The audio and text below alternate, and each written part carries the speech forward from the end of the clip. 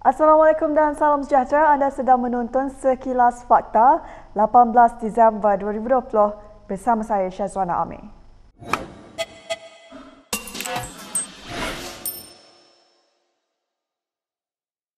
Ibu kepada bekas Perdana Menteri Najib Razak Tun Raha Muhammad Noah telah menghembuskan nafasnya yang terakhir petang tadi.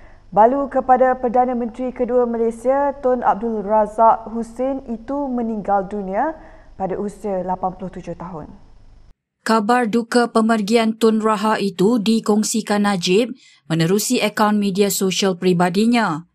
Beliau turut menzahirkan rasa sedih atas pemergian ibunya itu. Terdahulu berita itu antara lain disahkan oleh Menteri Wilayah Persekutuan Anwar Musa menerusi ciapan di akaun Twitternya. Pemergian itu turut disambut rasa sedih oleh ahli politik kerajaan dan pembangkang termasuk warga maya. Tun Raha sebelum ini telah dimasukkan ke Pusat Perubatan Prince Court untuk mendapatkan rawatan.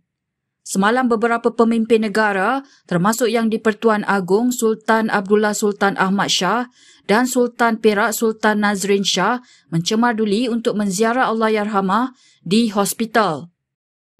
Kerjasama UMNO dan BN dalam Perikatan Nasional pada PRU akan datang banyak bergantung kepada bagaimana isu pengagihan kerusi diselesaikan. Perkara itu dinyatakan oleh Ketua Pemuda UMNO Ashraf Washdi Dusuki dalam satu kenyataan hari ini. Kenyataannya itu dibuat selepas Perdana Menteri Muhyiddin Yassin mengumumkan penubuhan Majlis Presiden PN yang terdiri daripada parti-parti dalam kerajaan malam tadi. Mengingatkan sekali lagi bahawa UMNO dan BN bukan sebahagian daripada Perikatan Nasional, Ashraf berkata dengan adanya Majlis Presiden tersebut, perbincangan mengenai agihan kerusi tidak lagi sama seperti sebelum ini. Semalam parti dalam kerajaan mencapai kata sepakat untuk menubuhkan Majlis Presiden yang dianggotai ketua-ketua parti masing-masing dengan tujuan menjadikan badan itu sebagai platform membincangkan dasar kerajaan. Ia juga diharap dapat mengukuhkan kerjasama antara parti dalam kerajaan. Antara yang terlibat ialah Presiden UMNO merangkap pengerusi BN Ahmad Zahid Hamidi. Menurut Ashraf, penyertaan itu bukanlah bermaksud UMNO dan BN kini mengubah pendiriannya dengan menyertai PN. Katanya penubuhan Majlis Presiden itu memang dicadangkan sendiri oleh UMNO sejak awal lagi, iaitu ketika pembentukan kerajaan PN pada Mac lalu. Majlis Presiden itu juga boleh dijadikan platform untuk presiden-presiden parti yang mendukung PN untuk menyuarakan pendirian parti secara rasmi supaya ia dapat dipertimbangkan. Presiden UMNO Ahmad Zahid Hamidi berkata dia sedia memberikan kerjasama penuh kepada jawatan kuasa kira-kira wang negara PAC untuk menyiasat kegagalan siapnya 6 aset tentera laut Diraja Malaysia. Dalam satu kenyataannya malam tadi, Zahid menyatakan mana-mana pihak yang menyebabkan kelewatan pembinaan aset tersebut harus bertanggungjawab memberikan penjelasan kepada PAC. Menurutnya lagi, apa-apa maklumat yang berkaitan juga akan diberikan kepada PAC dalam prosiding berkenaan yang dijadual berlangsung pada Januari tahun depan. Semalam PAC memberitahu mereka akan memanggil Ahmad Zahid bagi membolehkan siasatan berhubung kelewatan 6 kapal peronda generasi kedua untuk TLDM dibekalkan. Kapal tempur pesisir LCS itu dibina dengan kos kira-kira RM9 bilion yang merupakan perolehan terbesar oleh Kementerian Pertahanan.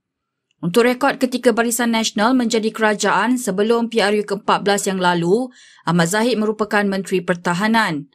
Pengerusi PAC Wong Kah Wah berkata, turut akan dipanggil ialah bekas Panglima Tentera Laut Abdul Aziz Jaafar dan kontraktor utama projek tersebut, Busted Naval Shipyard Sdn Bhd.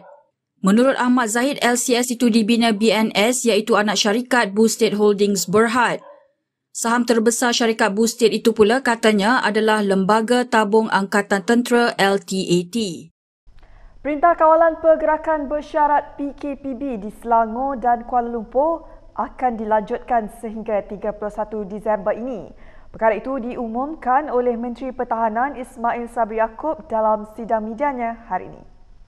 Atas nasihat KKM, kerajaan bersetuju untuk melanjutkan PKP bersyarat di seluruh negeri Selangor mulai 21 hingga 31 Disember 2020 kecuali di Sabak Bernam, Hulu Selangor dan Kuala Selangor yang dikenakan PKPB pemulihan. PKPB juga akan dilanjutkan ke tarikh yang sama bagi negeri Sabah dan daerah Seremban dan Port Dickson di Negeri Sembilan. Sementara itu, Ismail mengumumkan beberapa kelonggaran untuk sektor pelancongan dan kebudayaan yang melibatkan 4 kategori termasuk lokasi produk pelancongan dan taman tema. Kelonggaran dan pembukaan sektor pelancongan dan kebudayaan ini akan berkuat kuasa mulai besok 19 Disember. Ya. Sebenarnya setiap tempat yang dibuka ini mempunyai SOP sendiri. Misalnya sebagai tempat yang saya sebut tadi, permainan kanak-kanak tadi. Setiap kali permainan itu disentuh,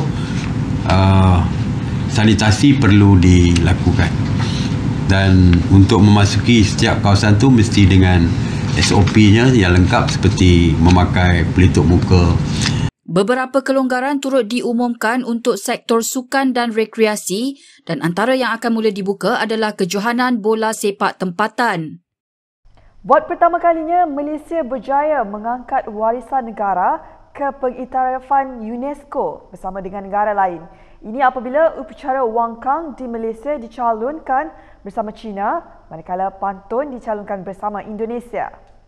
Pantun dan upacara Wang Kang berjaya diiktiraf dalam kategori senarai wakil, Pertubuhan Pendidikan, Saintifik dan Kebudayaan, Pertubuhan Bangsa-Bangsa Bersatu UNESCO, Warisan Budaya Tidak Ketara Kemanusiaan.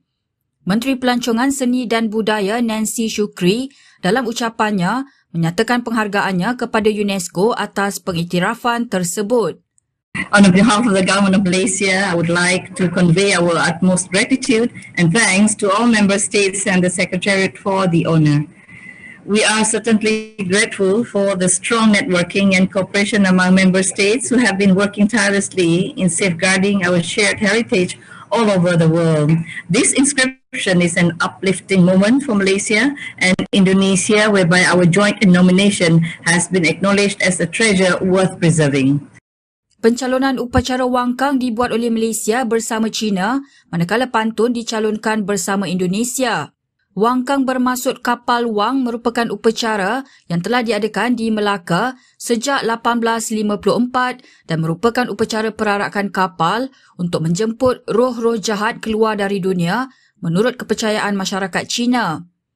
Sementara itu, pantun didefinisikan Jabatan Warisan Negara sebagai sebuah genre puisi Melayu tradisional yang tertua dalam tradisi budaya Melayu. Pengiktirafan kali ini menjadikan jumlah warisan kebudayaan tidak ketara negara yang tersenarai dalam kategori UNESCO kepada 5. Sebelum ini, warisan kebudayaan pertama yang diiktiraf adalah Mak Yong pada 2005, diikuti dengan Dondang Sayang pada 2018 dan Silat pada 2019. Sementara itu, di Singapura, tradisi makan di pusat penjajah turut diiktiraf sebagai warisan budaya tidak ketara oleh UNESCO. Baiklah, sekian sahaja daripada saya, Syazwana Amir, untuk Sekilas Fakta. Untuk lebih banyak berita, anda boleh melayari kinitv.com. Anda juga boleh mengikuti kami di Instagram, Twitter, YouTube dan Facebook. Salam hormat dan jumpa lagi.